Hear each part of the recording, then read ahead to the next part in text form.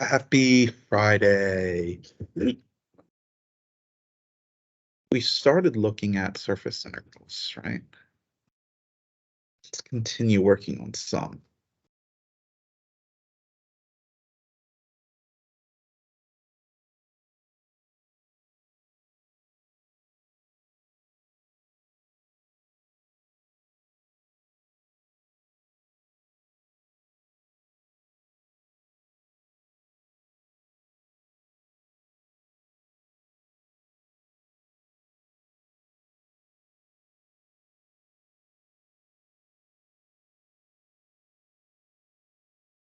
Right, we're evaluating the integral of z squared over the surface of the upper hemisphere of radius a.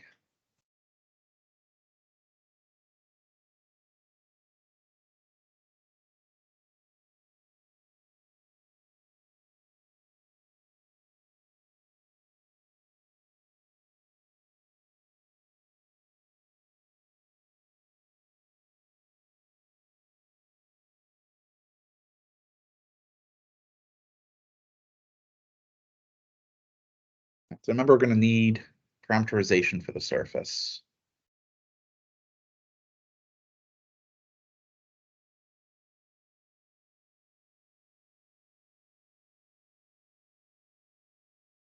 Consider we're dealing with a portion of a sphere. Parameters to say theta phi.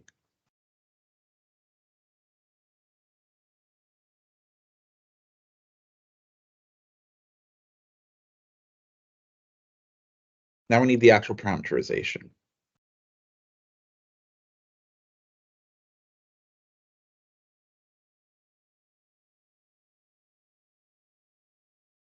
What should our parameterization be?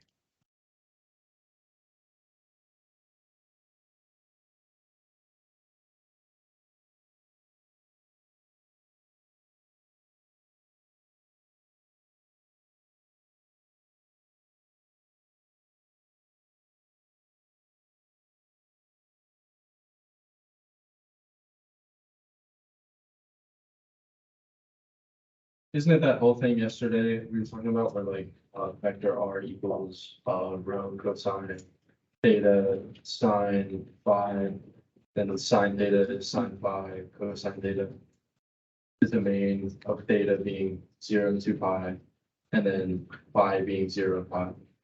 Well, that's the parameterization of a sphere. Wouldn't it still apply? So what would the parameterization of our surface be?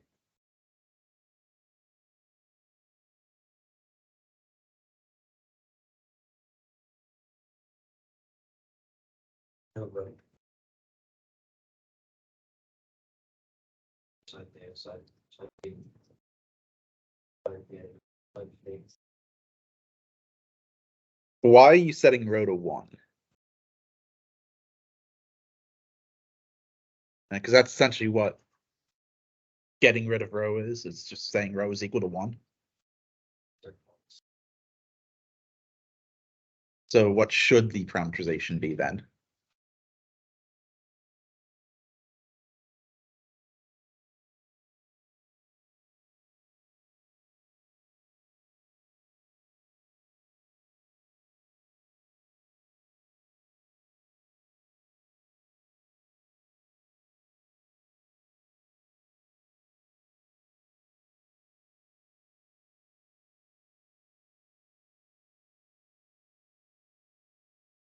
And what is the parameter domain?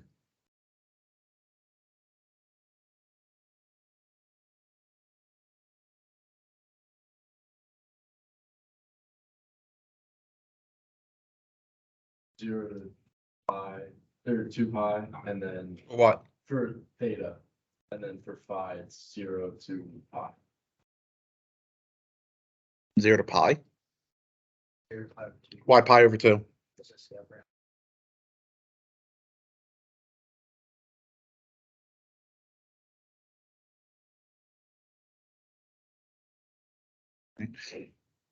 The parameterization is that of a sphere. It's the domain that dictates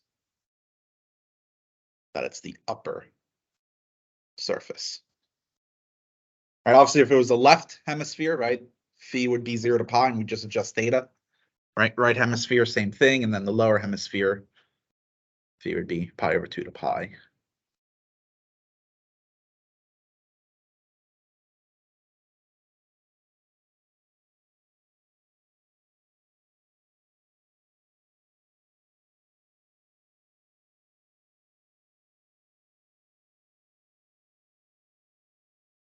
Evaluate the integrand z squared over the parameterization.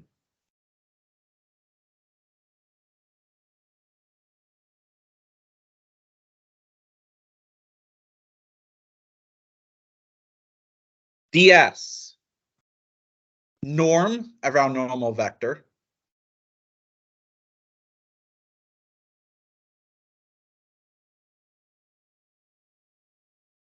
dA.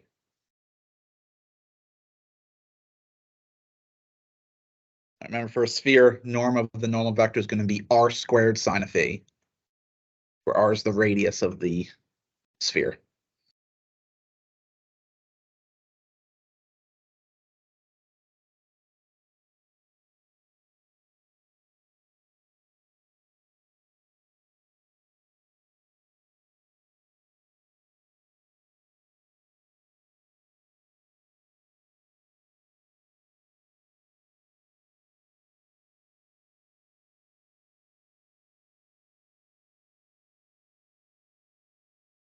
A to the fourth is a constant, so it can be factored out of the integral.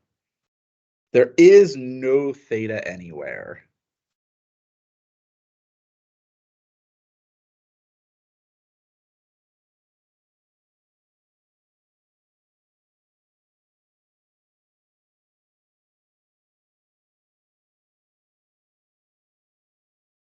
We're left with that single integral.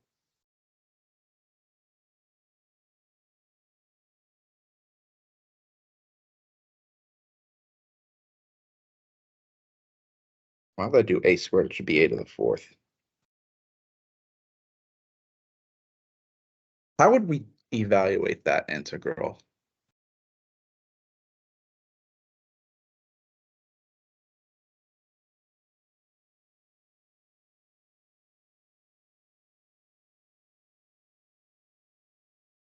B sub, wouldn't it? Just a simple change of variable.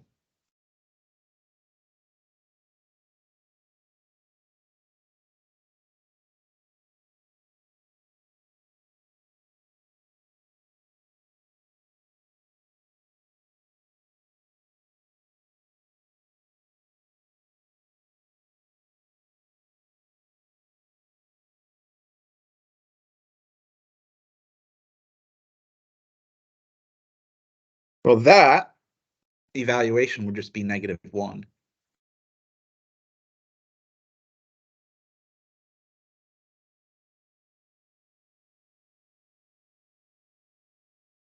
That would be our surface integral.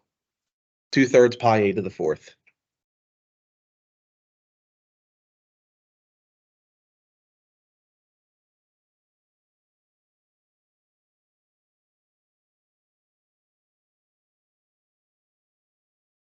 The double integral of a squared cosine squared theta times a squared sine phi.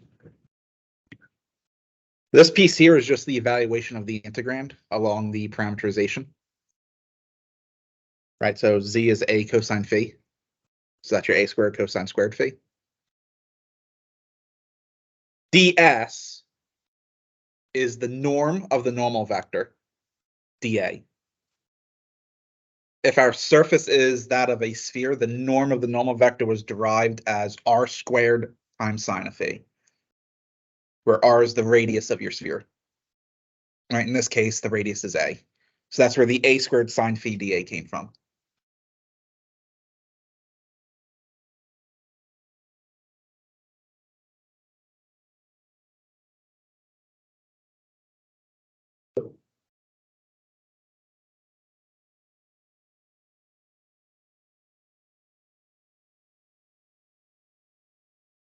But that second part, I thought we just.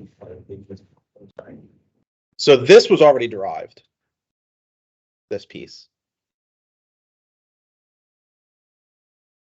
It's in the video. I derived how we find the normal vector of a sphere. Right. So for in the video, what I do is I first find the normal vector by taking the cross product of the partials, and then I find the norm of that.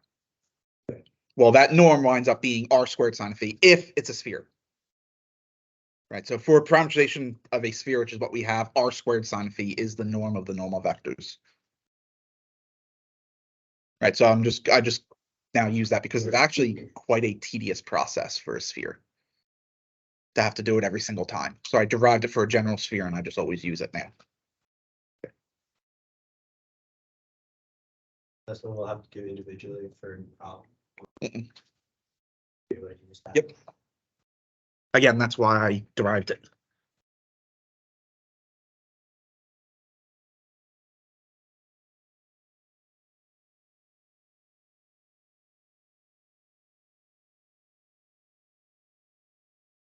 Well, so r is the radius of your sphere.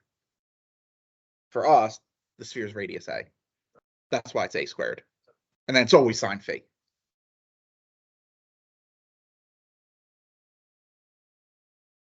Yep.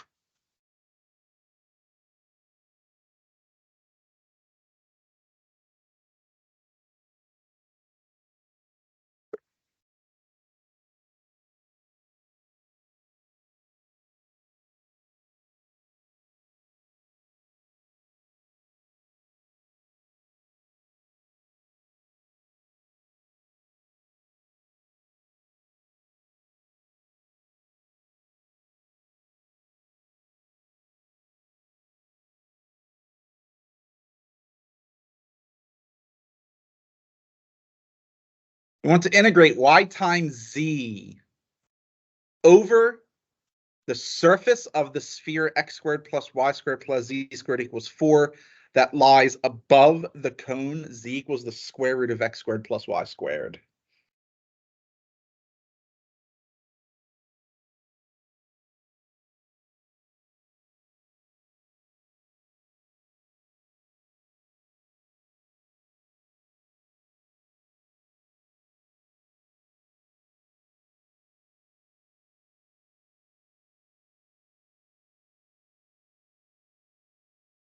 Really don't need the plot of this, but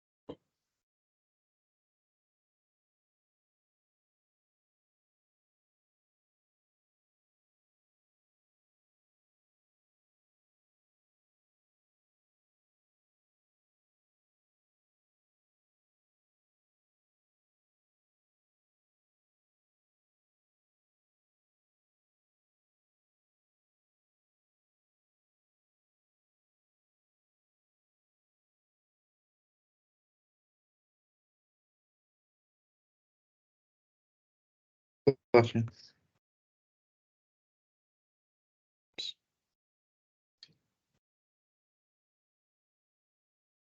No. Plot. Legends. Need that, but whatever. Now, we're told that the surface is the sphere. So I'm going to leave the opacity of the sphere alone.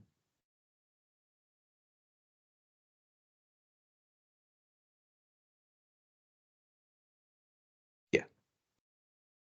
And I'll just set the opacity of the cone to be 0.5. Yep, now it has to warm up. There we go. No, I forgot something.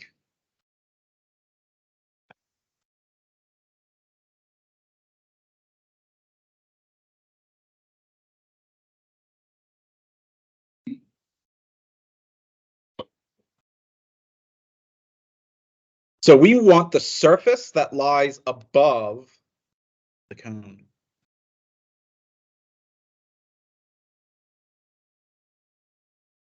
That'd be this bit here, right?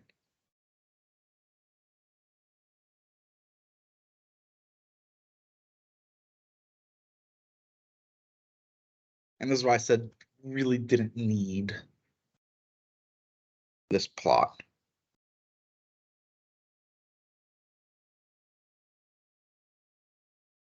The surface we are dealing with is that of a sphere.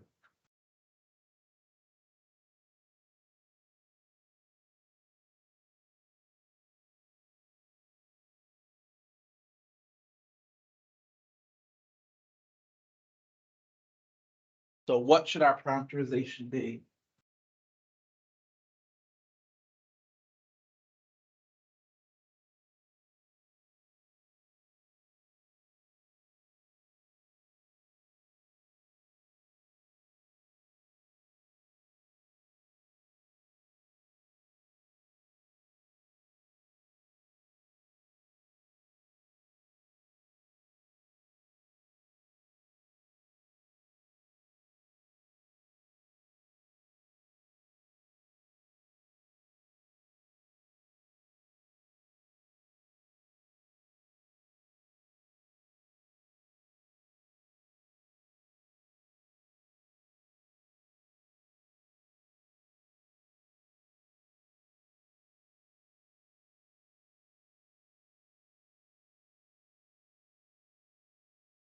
So what would our parameterization be? Again, remember, surface is part of the sphere.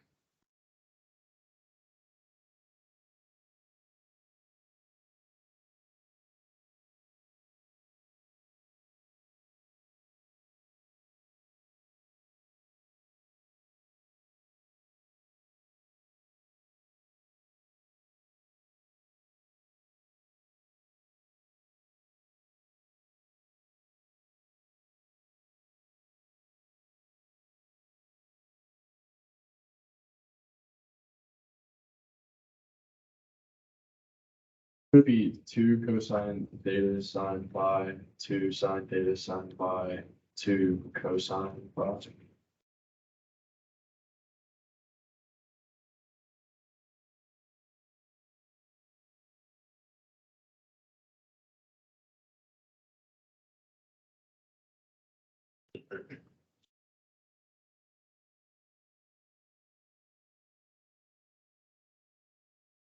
It's just a sphere of radius too, right? It's the domain that's going to dictate the part of it.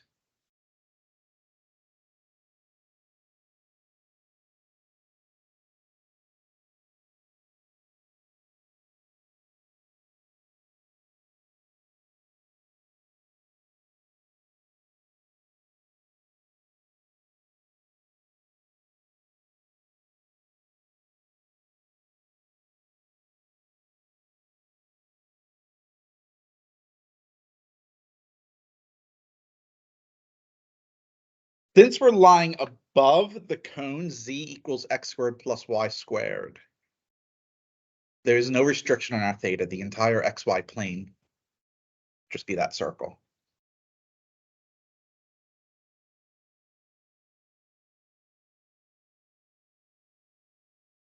In other words, the curve of intersection is that circle. So 0 to 2 pi. It's the angle of declination that is being affected. Right. You could tell that even without the graph, but you can easily see that. Right. It's only the angle of declination being affected. So the question is, what does the angle of declination range from? Obviously 0 to something. And it'll be 0 to whatever that happens to be, whatever angle that happens to be.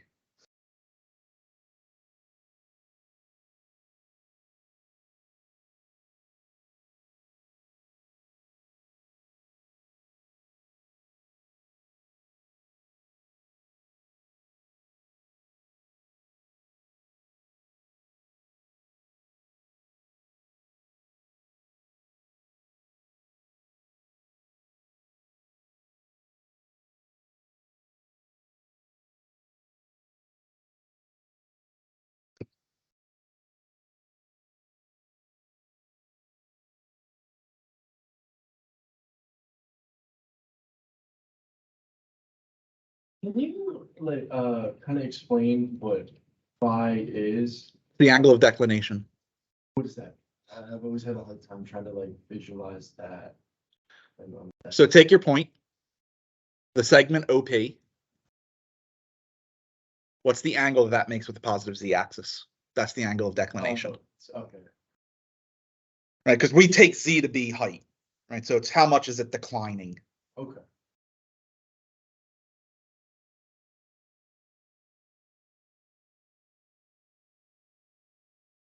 Well, we just have to find the angle of their intersection, right? Specifically of that point of intersection on either side.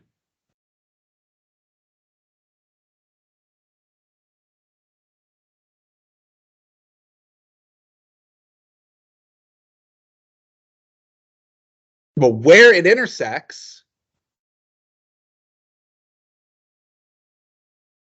doesn't doesn't x squared plus y squared equal 4 minus z squared?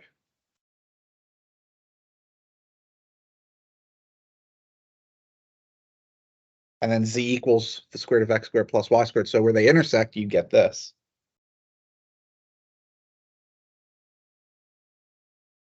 Z has to equal the square root of 4 minus z squared.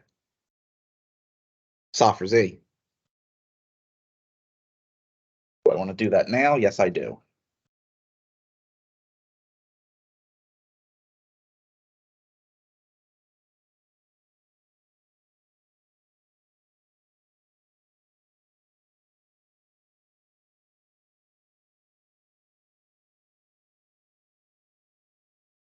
Z squared is equal to 2.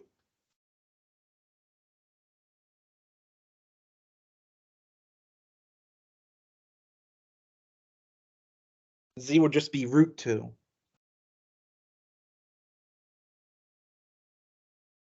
Because I want the intersection. So x squared plus y squared have to equal 4 minus z squared, right? That's from the sphere. So where they intersect, I can replace x squared plus y squared at 4 with 4 minus z squared. Because the curves are intersecting.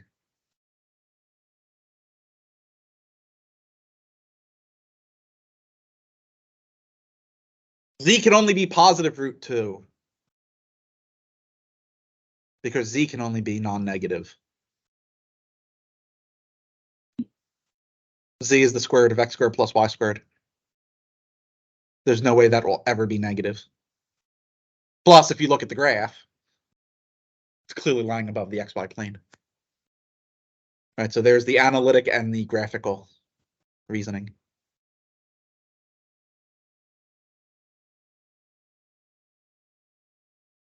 But isn't z 2 cosine of phi?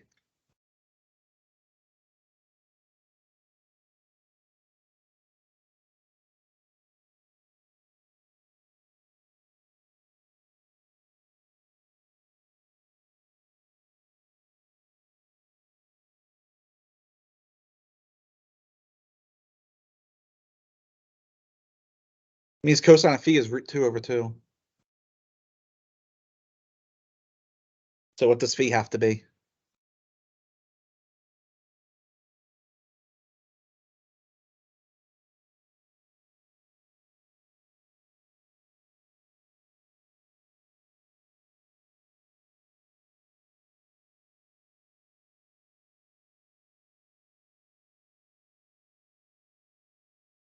Cosine of pi over 2 is 0.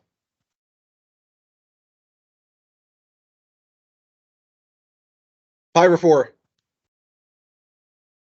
And only pi over 4, because remember phi is between 0 and pi. So you can just literally take the inverse cosine. And that gets you pi over 4. That is the angle at which the two curves intersect, which means that is how far our points will decline. Right, that's the maximum declination of any point on the surface.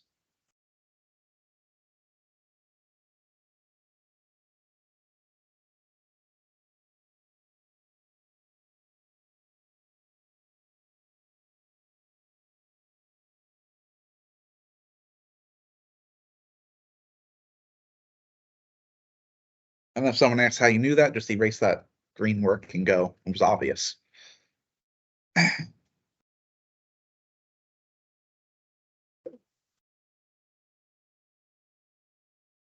We now have our domain. We have our parameterization. We can go ahead and evaluate the integral now.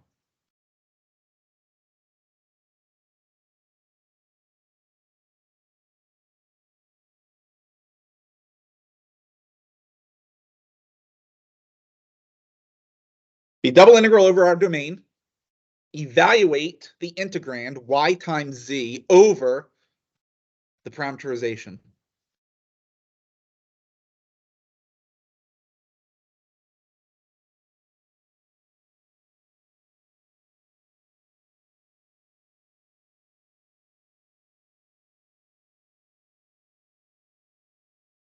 ds becomes the norm of the normal vector,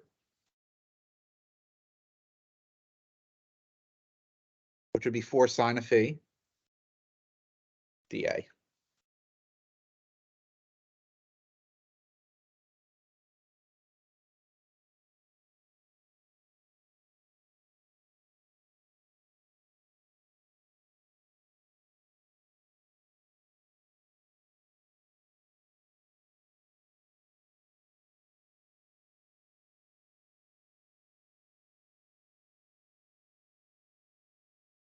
(16) times the integral 0 to 2 pi, integral 0 to pi over 4, sine theta, sine squared phi, cosine phi. What is this integral?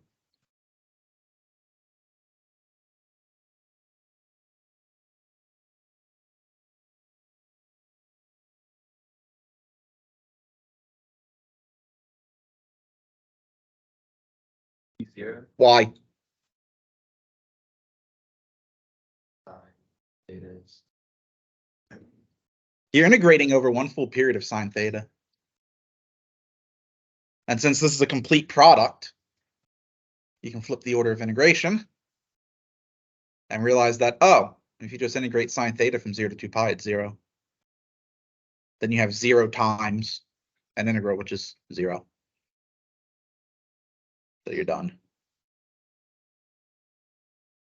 All that work to find the domain, and it just wound up being 0 anyway. This is one of those cases, by the way, where if you screwed up the choice of phi, you would still get the right answer by sheer luck.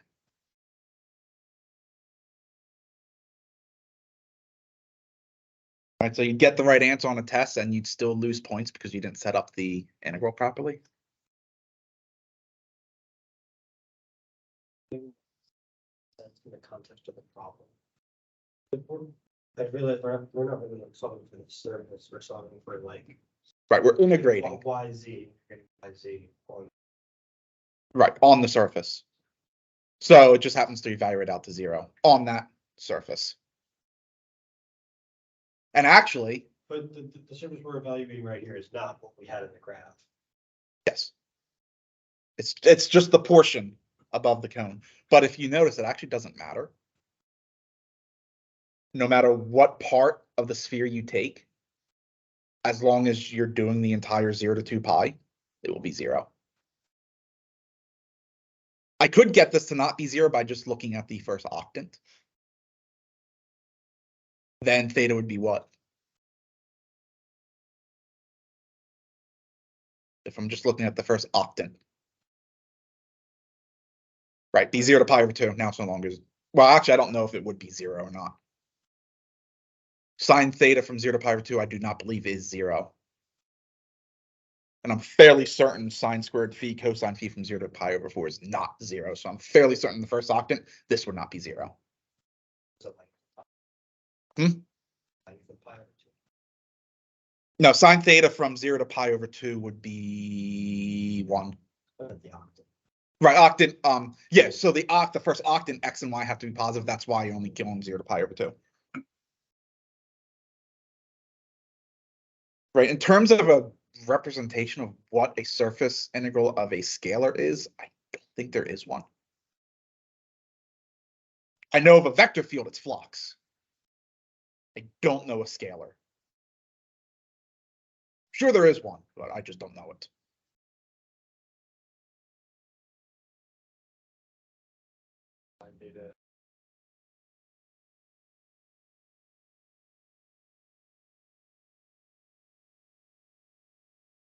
So this part here,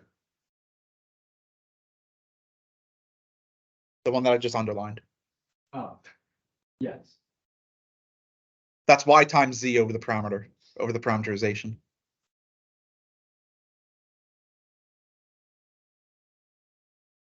What do you mean? Correct? Right, look at your parameterization.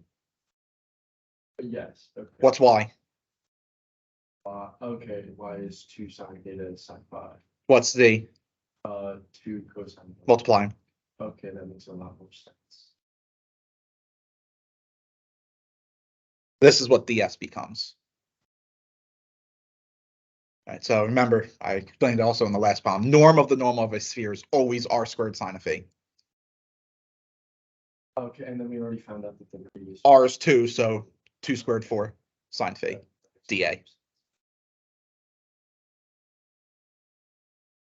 So if you were doing a surface integral, like not over a function, would that just be like the surface area? Yes. Okay. Right, so if it was just the surface integral ds, that is surface area.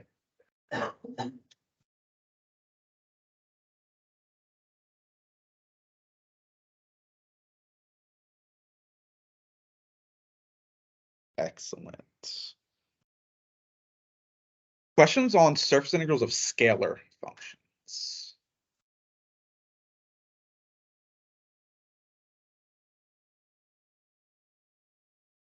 At this point, I have now covered enough that we will be able to take the quiz today.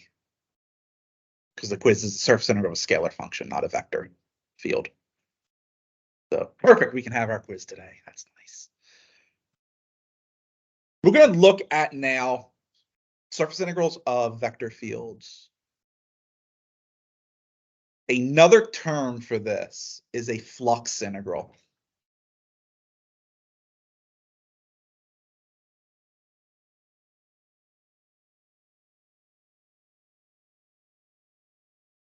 Broadly speaking,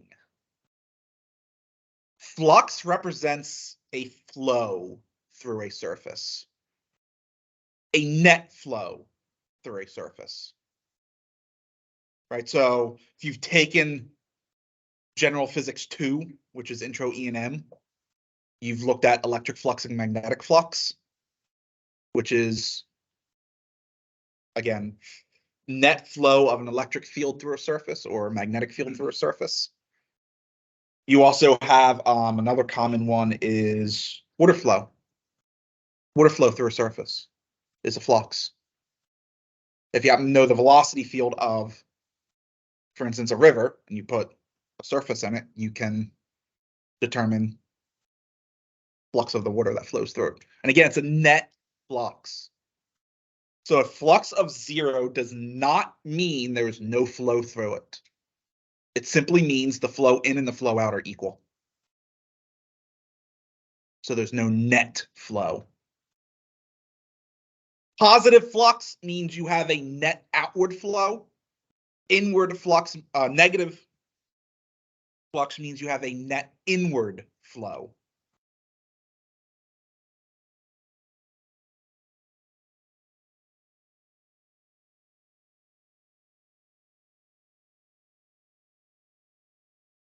Evaluating flux integrals.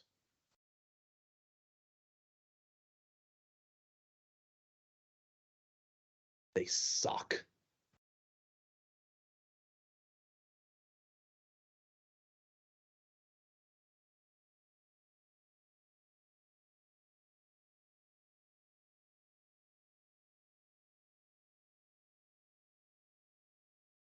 Most part, I want this to be the same.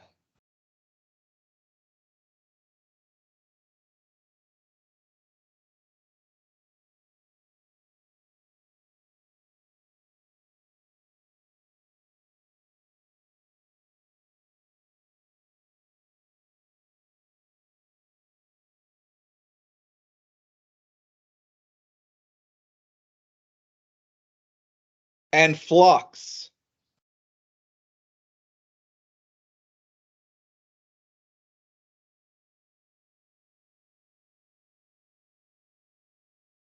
It's represented as a capital phi.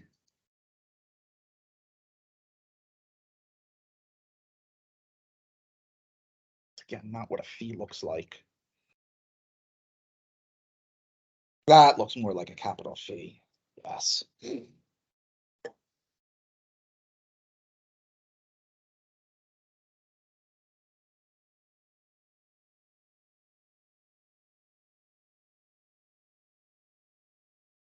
Right, it's a surface integral of the vector field dotted with the surface differential.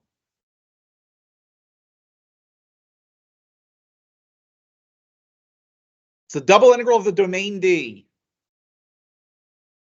of your vector field evaluated over your parameterization, dotted with your normal vector.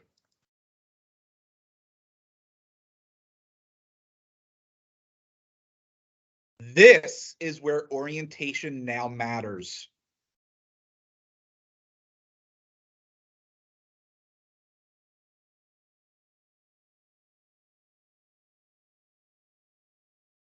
Here's the problem.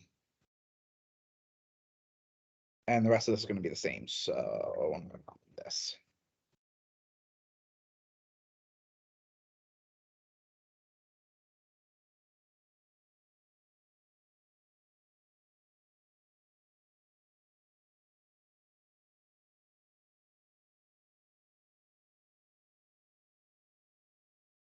This part here .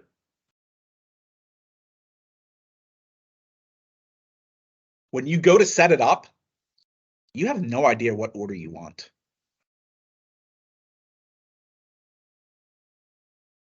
Until you actually do the cross product, you do not know what direction the normal vector is pointing.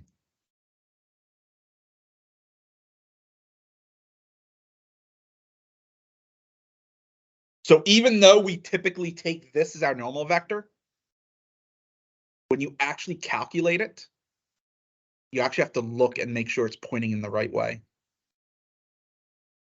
Right? For instance, if it's outward pointing for a sphere, you better make sure that when you take the cross product, the result points away from the sphere and not into the sphere. Otherwise, you're going to get the wrong surface. You're going to get the wrong flux. Now, all it's going to do is be off by a sign. But that makes a huge difference for flux, right? That goes from, for instance, a net out to a net in, which is definitely different.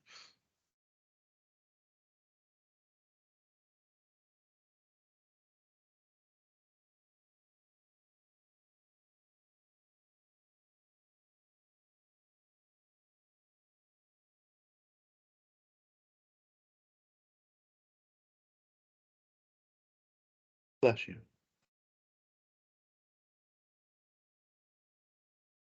That's the one we just did. Oh, no, yes.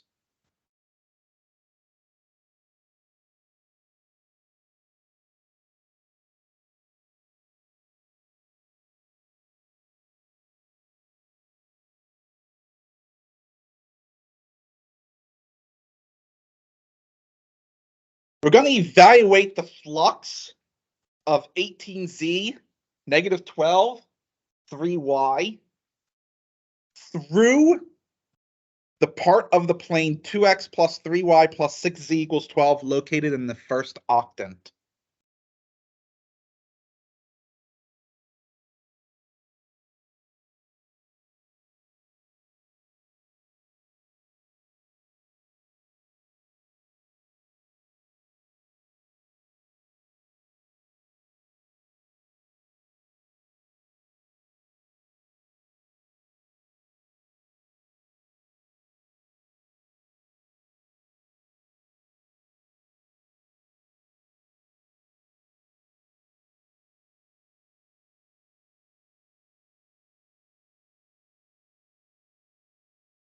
Not mistaken, I have. That's going to be a biatch. Yep. That's a problem.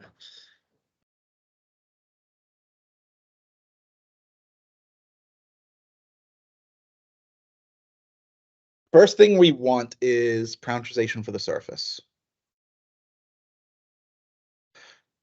Can't rewrite the surface.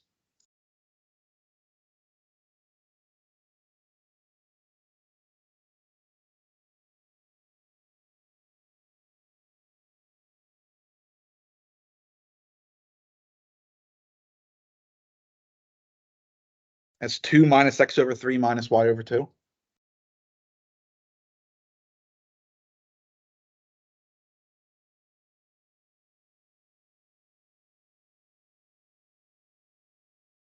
This makes the parameterization really simple.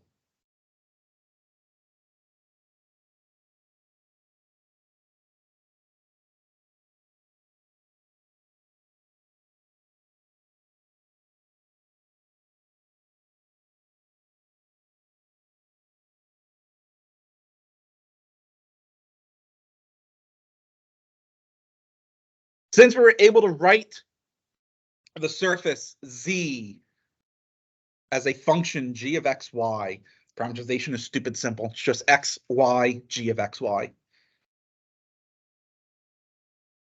That makes the normal vector also really simple.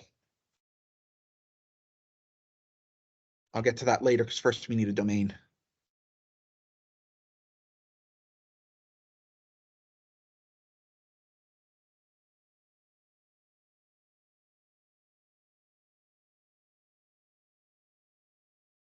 So theta and phi for the last conversation, so that was a sphere, this is in, Right. why is it X? Doesn't matter. You can use UV, theta, it doesn't matter. What we use X, Y here is because we were able to write the surface as a function of X and Y. So we just say X and Y are our two parameters. But it doesn't matter, Okay. right? A lot of texts don't use theta phi for a sphere, they use UV. Okay. They just typically use UV for every parameterization. Okay. Personally, I don't like that because I'm used to theta phi when I'm dealing with spheres. That's why I use theta phi, but it doesn't matter. They're just variables, right? Okay. So Okay. what matters, of course, is the domain.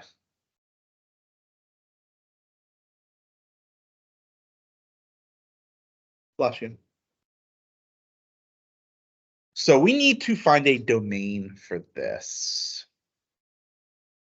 Well, we're in the first octant, which means X, Y, and Z must all be non-negative.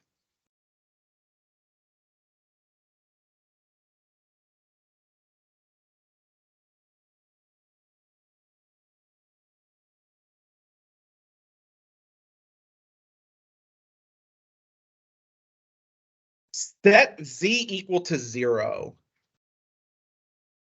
You're going to get a line, which means our domain of integration is a triangular region. You have to decide, do you want to describe that vertically simple or horizontally simple? Back to double integrals. It does not matter which one you choose, right? It's a triangular region. It doesn't matter which one you choose. Just so that I can follow my notes, I'm going to go with what I did. I always choose the order dy dx. Right, which is horizontally simple, I believe.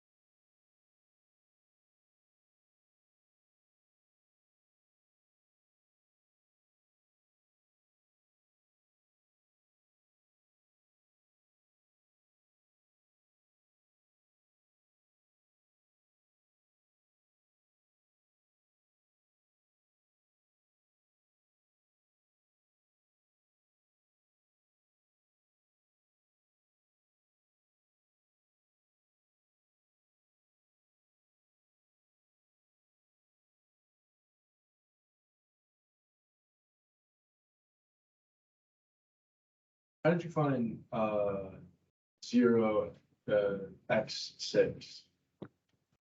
Mainly the set. If y is 0, what does x have to be?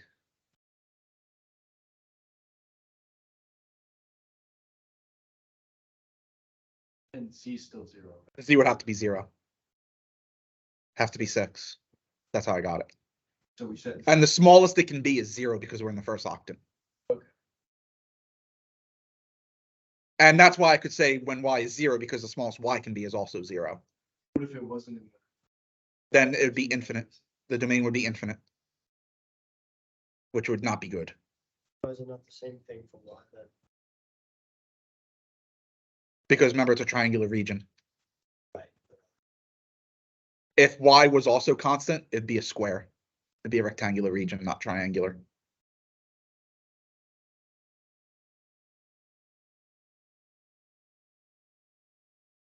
So set z equal to 0.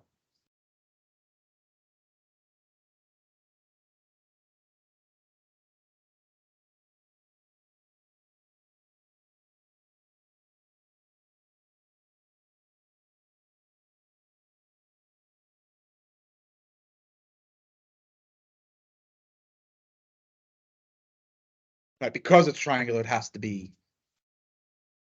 You have to choose either vertically simple or horizontally simple, and that dictates which one's a variable. Does that make sense? Right, so remember way back when we were doing double integrals? Okay.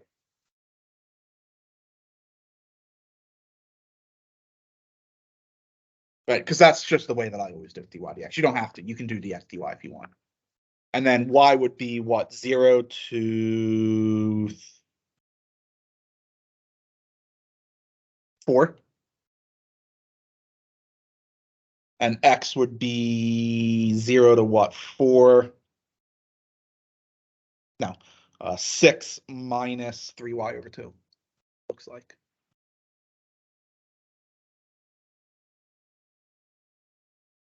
Normal vector.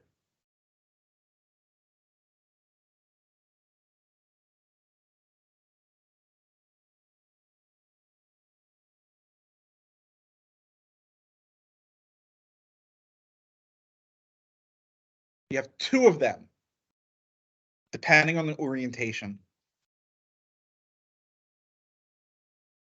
You only need to know one of them. For positive orientation, which is outward pointing normal vectors, negative g sub x,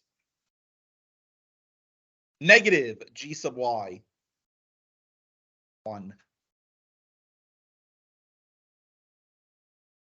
G sub x is what?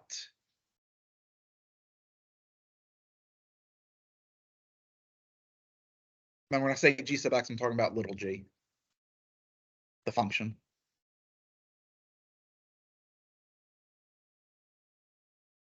So what is the partial of z with respect to x?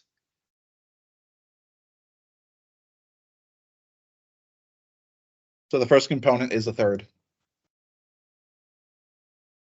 Partial of z with respect to y.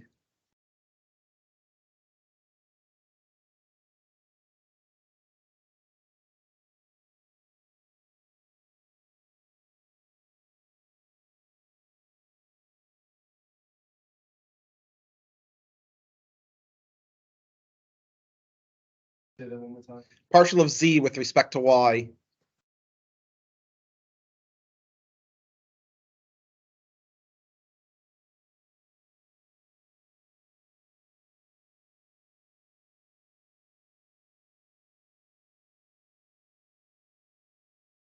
There's your outward pointing normal vector.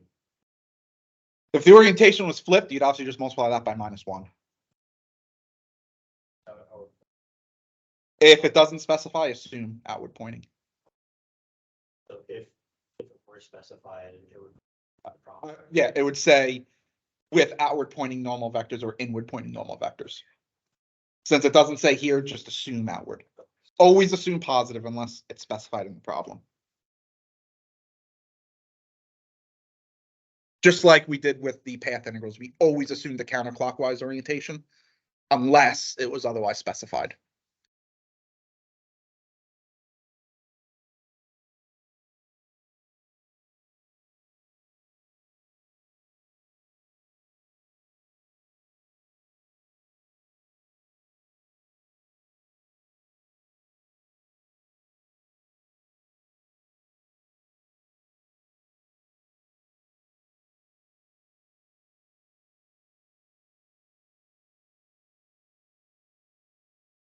So the surface integral becomes the double integral over our domain.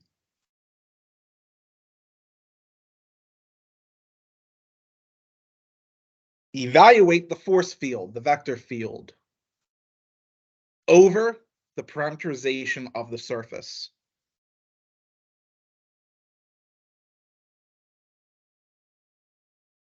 The 18 times z, but z is 2 minus x over 3 minus y over 3. I erased too much. So it'd be 18 times 2 minus 18 times x over 3 minus 18 times y over 2.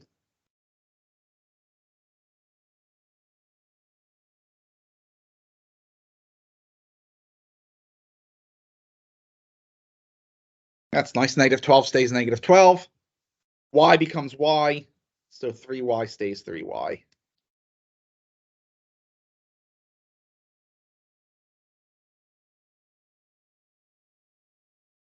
You know what? I'm going to move that down a line just so I have room. Dotted. Right, because now we're replacing ds. So dotted with n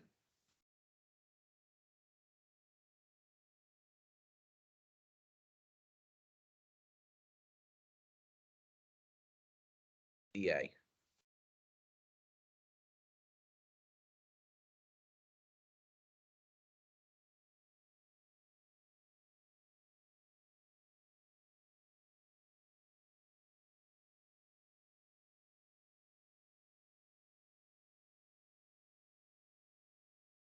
(36/3) is 12 minus 6x/3.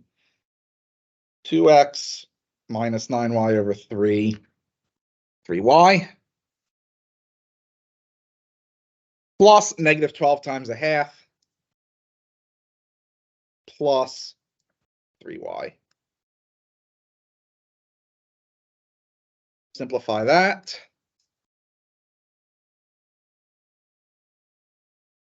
6 minus 2x dA. There's your setup.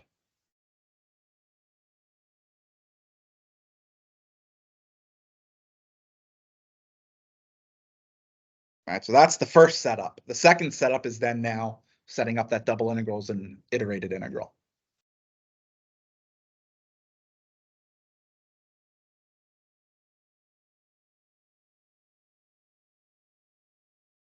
Say it was 4 minus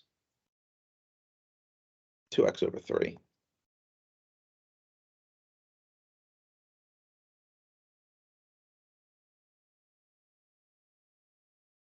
dy dx.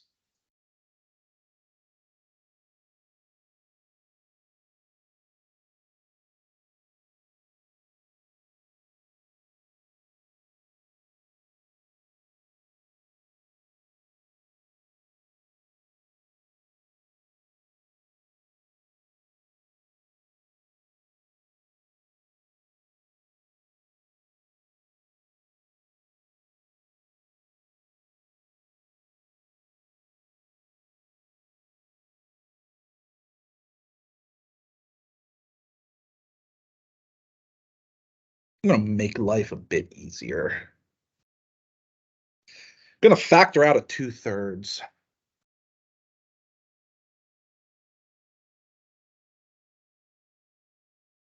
Actually, I could probably factor out a 4/3.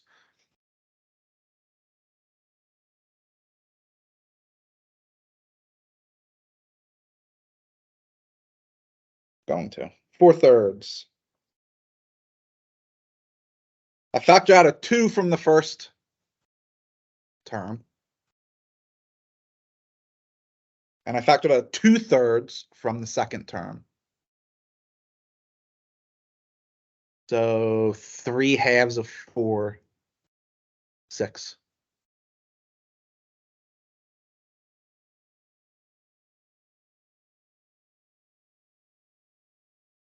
Just makes the foiling a bit simpler.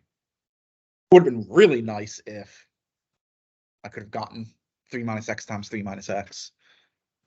Then I wouldn't have had to do any algebra. I would have just done a change of variable. But sadly, it didn't work out that way. That face up there because I have to do algebra.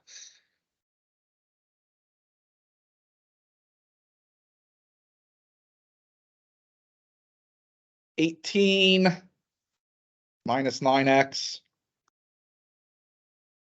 plus x squared).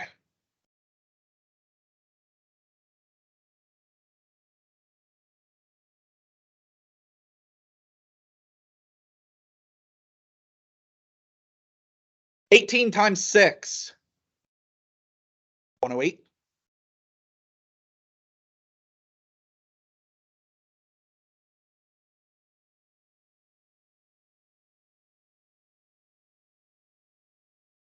Nine halves x squared from 0 to 6. So it's going to be 9 halves times 36, which will be 9 times 18. 162.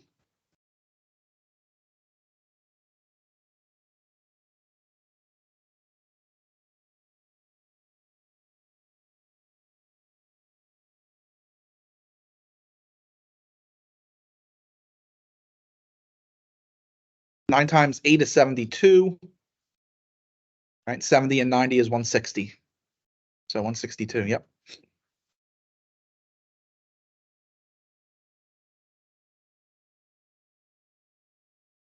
Plus a third of 6 cubed. 6 cubed. 6 and 6 is 36.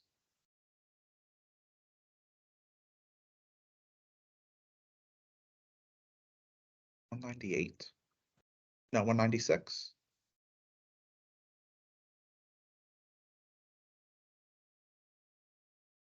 I think it's 196.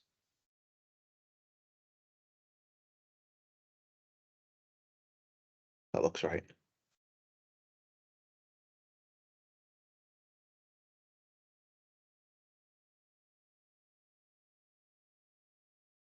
No, 216.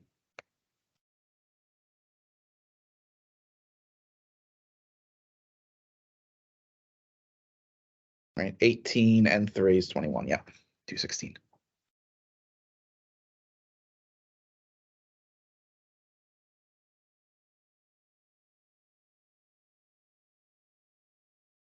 Trying to follow along with the mental math.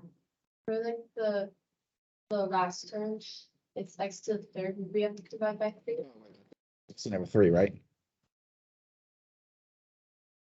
Perfect. That does actually work too. Gives me a perfect number.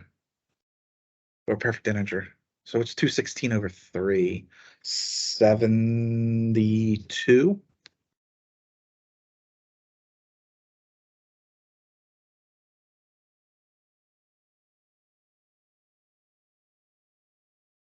So that's 180.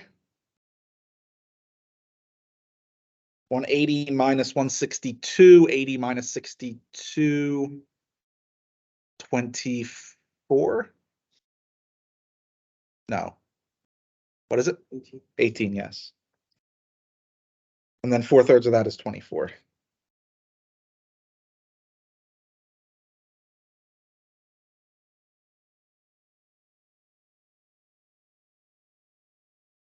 We have a net flux of 24.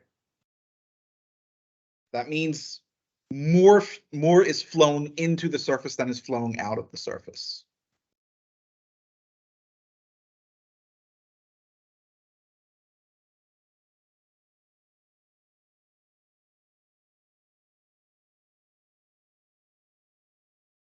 So we can tell that it's outward flowing. It's positive. And because we're doing an outward orientation. If it was inward orientation and that was positive, then we'd have a net in flow. Right, but if we were doing inward for this problem, that would just be negative 24, which would be interpreted the same way. We have a net negative in, which would be net out.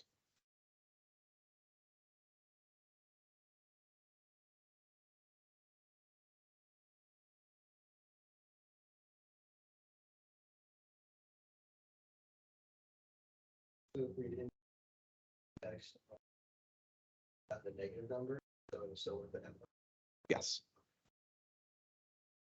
Right, because we were doing an inward orientation. So negative means it's the opposite of what we're looking at, so it would be an outward. Like, 'cause that's essentially when you're doing flux, that's essentially how you choose your orientation. Do you want to find outward or inward flow? If you want inward flow, then you choose your orientation to be an inward pointing normal vector.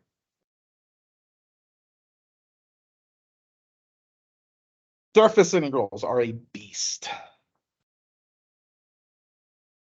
They are an absolute beast.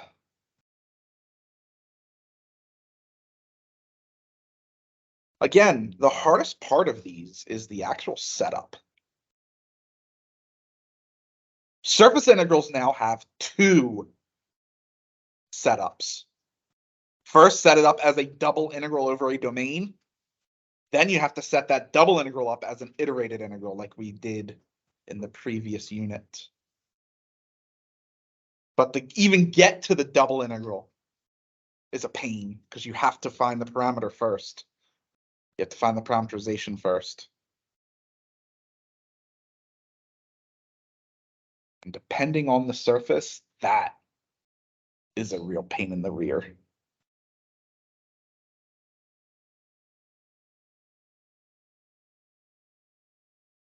As I said, I was not expecting to finish these problems today.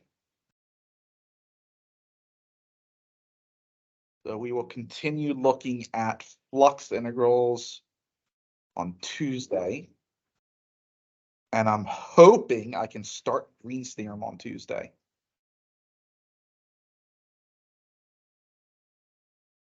I'm hoping, it's going to be it's a lot to hope for, but I'm hoping I can still finish next week. We just have this and then 3 theorems: Green's theorem, Stokes theorem, divergence theorem. Green's and divergence theorem are fairly simple. They shouldn't take me long. Stokes theorem is the what problem child. There we go. Stokes is the problem child of the 3. It's that one who's got an attitude.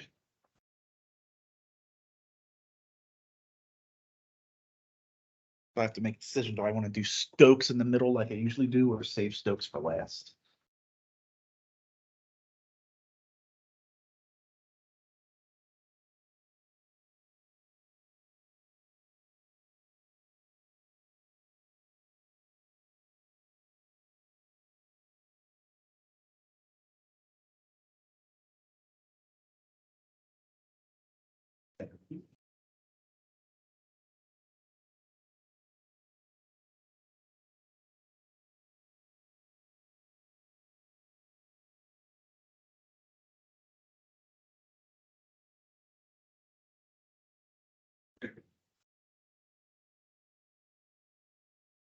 And afterward, if you have a quiz you want to make up, we're going to go to 3110.